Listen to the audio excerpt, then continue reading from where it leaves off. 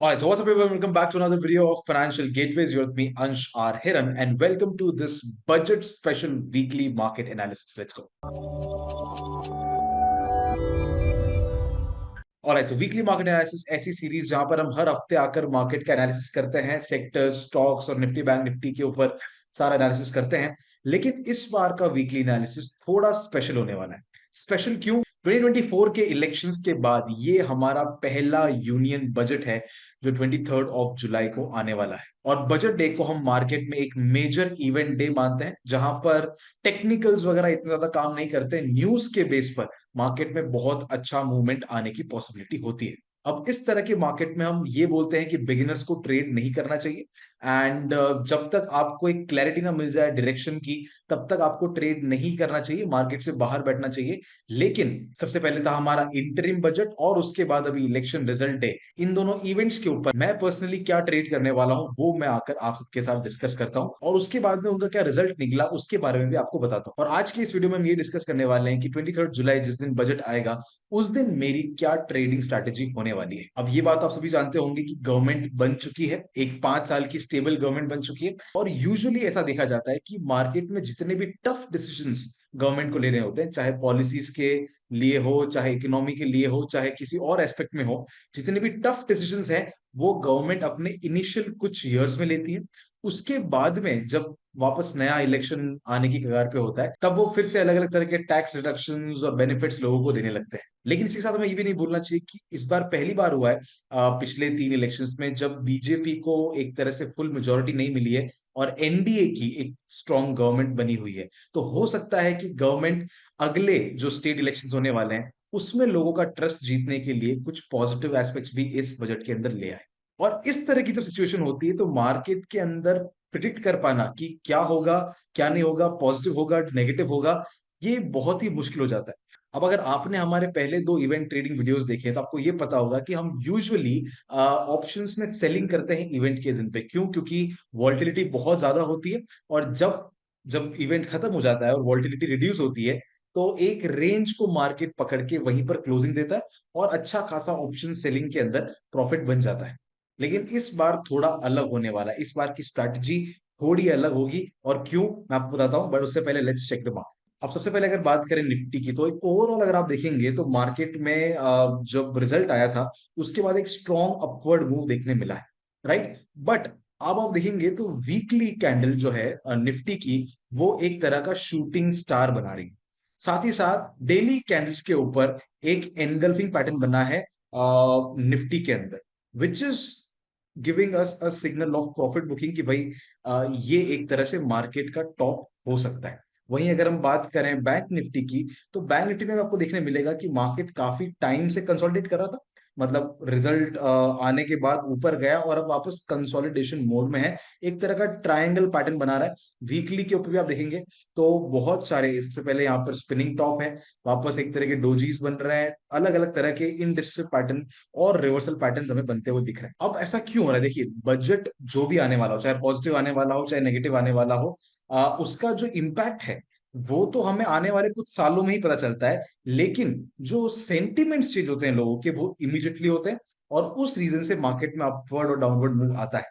अब बजट की इंफॉर्मेशन जाहिर सी बात है बहुत सारे लोगों को ऑलरेडी होती है, जो बहुत ऊपर के लेवल पे बैठे हैं, उनको पता होता है किस तरह का बजट आने वाला है, उसका क्या रिएक्शन होने वाला है मार्केट में, और वो अपनी पोजीशन पहले से ही बना लेते हैं, चाहे हम इस चीज को एक्सेप्ट करें ना करें, बट रियलिटी यही है। और अगर आप पास्ट इलेक्शन ईयर्स के यूनियन बजट की डेट को एनालाइज करेंगे तो आपको पता चलेगा कि बहुत ज्यादा हैवी वॉल्टिलिटी आई है और उसके बाद एक ट्रेंड रिवर्सल भी आया है, राइट। अगर डाउन ट्रेंड चल रहा होता है तो वहां से बॉटम बन के अप ट्रेंड चालू होता है, अगर अप ट्रेंड चल रहा होता है तो वहां से टॉप बन के एक डाउन ट्रेंड, एक करेक्शन की शुरुआत होती है। और अभी तक हमें देखने मिला है कि एक स्ट्रॉन्ग अप ट्रेंड मार्केट में चल रहा था, और जिसमें कहीं ना कहीं हमें अब प्रॉफिट बुकिंग के सिग्नल्स दिखने लगे। इससे ये समझ में आता है कि हो सकता है कि इस बजट में ऐसे कोई पॉलिसीज आने वाली हो जिसकी वजह से मार्केट में कुछ टाइम के लिए एक करेक्शन आ जाए। अब इन सब चीजों के बारे में एकदम कॉन्फिडेंस से बता पाना बहुत मुश्किल होता है। इसलिए इस बार हम मार्केट को साइडवेज एक्सपेक्ट नहीं कर रहे हैं, हम ये एक्सपेक्ट कर रहे हैं कि मार्केट में एक मेजर ट्रेंड या तो रिवर्सल हो या फिर ट्रेंड का कंटिन्यूशन हो, वो इस यूनियन बजट के बाद आ सकता है।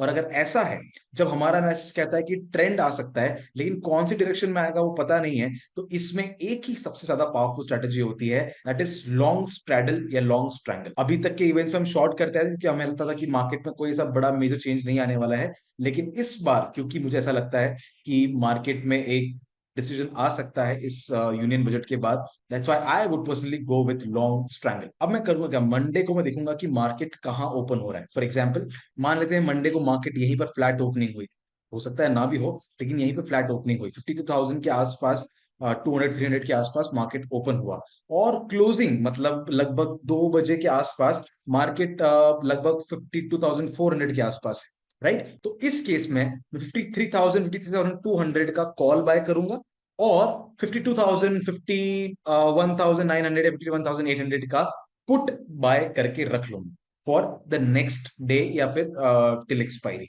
सेम चीज मैं करने वाला हूं निफ्टी के साथ भी। निफ्टी के अंदर मान लीजिए मार्केट ओपन होता है इन्हीं लेवल्स के आसपास, जैसे 24,500 के आसपास मार्केट ओपन होता है, और क्लोजिंग भी इसी के आसपास होती है।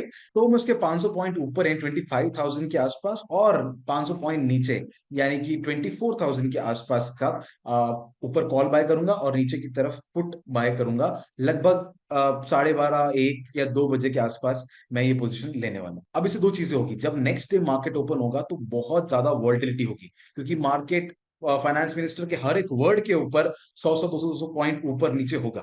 उस वॉल्टिलिटी की वजह से ऑलरेडी जो हमारे प्रीमियम थे, चाहे कॉल के हों चाहे पुट के हों, वो दोनों ही स्पाइक अप होंगे, यानी कि दोनों में ही इनिशियली हमें प्रॉफिट दिखाएगा।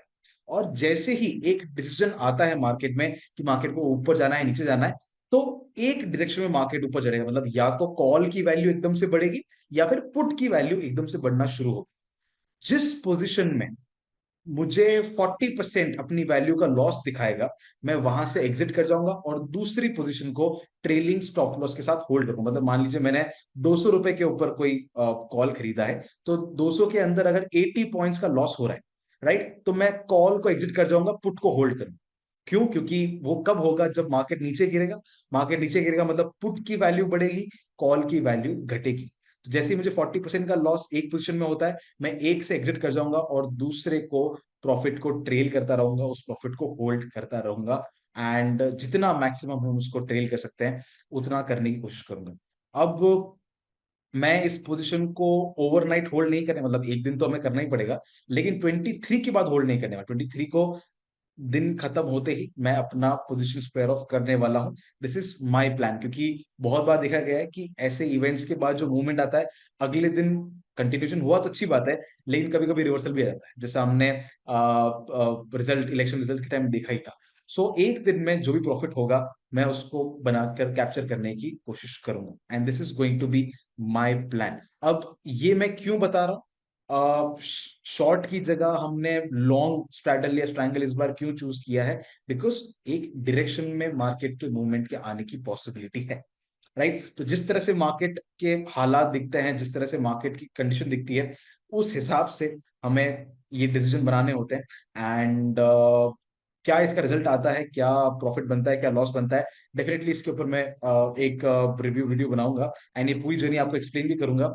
अगर आप बिगिनर हैं तो आपको ये करने की कुछ भी जरूरत नहीं है, किसी भी तरह की पोजीशन मार्केट में लेने की जरूरत नहीं है। मेरी खुद की स्विंग ट्रेडिंग या इंट्राडे की भी कोई पोजीशन बाकी नहीं है मार्केट में। जो पिछले हफ्ते के ट्रेड्स चल रहे थे उनको भी हमने क्लोज किया है, और जो स्टॉक्स और सेक्टर्स की हम बात करने वाले हैं वो अब अगले हफ्ते से फिर से शुरू करेंगे, क्योंकि ये हफ्ता मेजरली इस इवेंट की वजह से काफी ज्यादा डिस्टर्ब रहने वाला है। It's better when in doubt sit out, right, it's very simple, when in doubt sit out.